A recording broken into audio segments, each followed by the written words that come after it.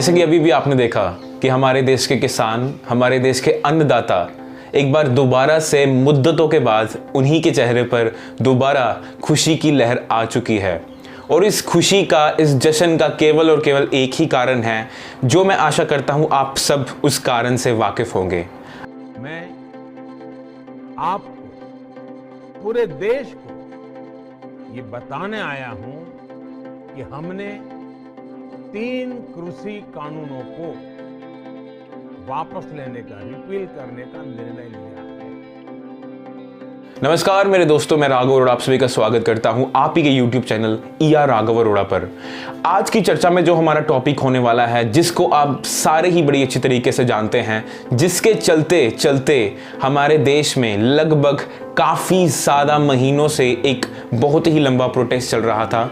जी हाँ, आज ही जैसे खबर मिली कि भारत के प्रधानमंत्री ने भारत के किसानों को एक ऐसा तोहफा दिया जिसमें उन्होंने देश में पास किए गए 3 कृषि कानूनों को वापस ले लिया है। जी, अभी न्यूज़ मिली कि भारत के प्रधानमंत्री नरेंद्र मोदी जी ने भारत के किसानों से अपोलोजाइज किया और उन 3 कृषि कानूनों को वापस ले लिया, जिससे चलते चलते काफ़ी महीनों से एक प्रोटेस्ट चल रहा था।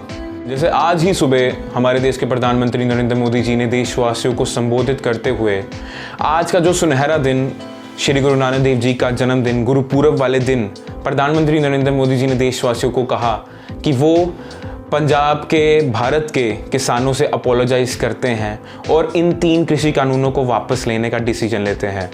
उन्होंने कहा कि वो इन 3 कृषि कानूनों के हित को किसानों को नहीं समझा पाए, जिसके कारण वो इन 3 कानूनों को रिपील करते हैं और इसका जो कॉन्स्टिट्यूशनल प्रोसेस है वो पार्लियामेंट के विंटर सीजन में स्टार्ट होगा। और जैसे कि आप जानते हैं, इन 3 कृषि कानूनों को वापस लेने का डिसीजन ले लिया गया है। अब जानते हैं आखिरकार ये 3 कृषि कानून है क्या। मेरे दोस्तों, जो 3 कृषि कानून हैं वो असल में 17 सितंबर को लोकसभा में से पास किए गए, 20 सितंबर को राज्यसभा में से पास किए गए और 27 सितंबर को हमारे देश के प्रेसिडेंट रामनाथ कोविंद जी ने इस पर साइन किया। अब उन 3 कृषि कानूनों में से जो पहला कानून था, that is farmers produce trade and commerce act 2020। अब ये कानून किससे संबंधित था? मंडियां खत्म करना इससे रिलेटेड था कि किसान अपनी फसलों को प्राइवेट ऑर्गेनाइजेशन को डायरेक्टली बेच सकते थे। तो ये था पहला कानून था, that is farmers agreement on price assurance and farm services act 2020। अब ये कानून क्या कहता था कि जो एग्री बिजनेसेस में जो कंपनीज हैं वो फूड आर्टिकल्स को काफ़ी स्टॉक में पाइल कर सकते हैं, कि अगर कोई कंपनी है वो चाहती है काफ़ी ज़्यादा मात्रा में, काफ़ी सारी अमाउंट में फूड आर्टिकल्स को स्टोर करना, तो वो कर सकती है। तो कानून था, that is essential commodities amendment act 2020। अब ये जो कानून था ये प्रेजेंट करता था कि एक लीगल फ्रेमवर्क होना चाहिए कि अगर कोई डील साइन होने जा रही है तो उसका प्रॉपर्ली कॉन्ट्रैक्ट साइन होना चाहिए, लिखा पढ़ी पूरी होनी चाहिए। सबसे पहले तो स्टेट रेवेन्यू कम हो सकता है, बिकॉज फार्मर्स अगर प्राइवेट कंपनीज को सीधा डायरेक्टली अगर वो सेल करना चाहते हैं तो वो कर सकते थे, तो इससे स्टेट रेवेन्यू कम हो सकता था। तो ये डर था। दूसरा डर ये था कि एमएसपी खत्म हो जाएगी, कि मिनिमम सपोर्ट प्राइस ये खत्म हो जाएगी, बट सरकार ने कहा था कि हम मिनिमम सपोर्ट प्राइस को नहीं खत्म होने देंगे।